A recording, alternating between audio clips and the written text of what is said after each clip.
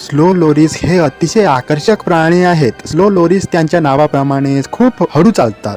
Slow लोरीस हे त्यांच्या विषारी चाव्यासाठी ओळखले जातात. स्लो लोरीसच्या हातावर एक विशेष ग्रंथी असते जी विष तयार करते. ते हे विष चाटतात आणि ते लाळेत मिसळून त्यांच्या चाव्याला विष बनवतात. हे त्यांना साप आणि पक्ष्यांसारख्या भक्षकांपासून स्वतःचे संरक्षण करण्यास मदत करते. स्लो लोरीस हे गोंडस केसाळ प्राणी आहेत जे झाडांमध्ये राहतात. त्यांचे मोठे गोल डोळे आहेत ज्यामुळे त्यांना रात्री पाहण्यास मदत होते. ते निशाचर आहेत याचा अर्थ ते दिवसा झोपतात आणि रात्री जागे असतात. त्यांना कठीण फळे आणि कीटक चावण्याकरिता तीक्ष्ण दात असतात. हे छोटे प्राणी कीटक, फळे आणि झाडाचा रसही खातात. त्यांचे चयापचय मंद आहे याचा अर्थ त्यांना इतर प्राण्यांइतके खाण्याची गरज नाही.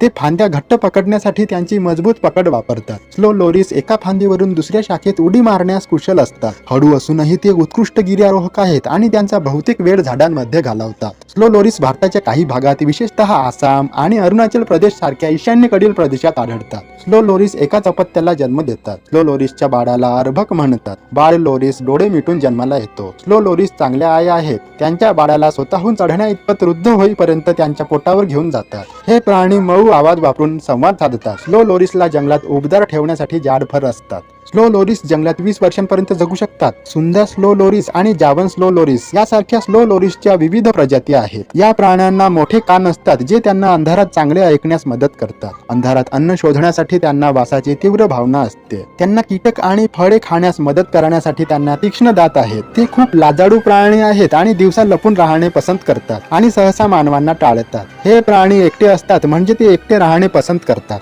काही संस्कृतींमध्ये लोकांचा असा विश्वास आहे की स्लो लोरीस मध्ये जादूची शक्ती असते. हे प्राणी परिसंस्थेसाठी महत्वाचे आहेत कारण ते कीटकांच्या लोकसंख्येवर नियंत्रण ठेवण्यास मदत करतात. स्लो लोरीस हे मूळचे दक्षिण पूर्व आशियातील आहेत. ते इंडोनेशिया, थायलंड, मलेशिया, सिंगापूर आणि फिलिपिन्सच्या काही भागांमध्ये आढळतात. दुर्दैवाने स्लो लोरीस धोक्यात आले आहेत कारण स्लो लोरीस देखील पकडले जातात आणि पाळीव प्राणी म्हणून बेकायदेशीरपणे विकले जातात. जंगलतोडीमुळे त्यांचा अधिवास नष्ट होण्याचा धोका आहे.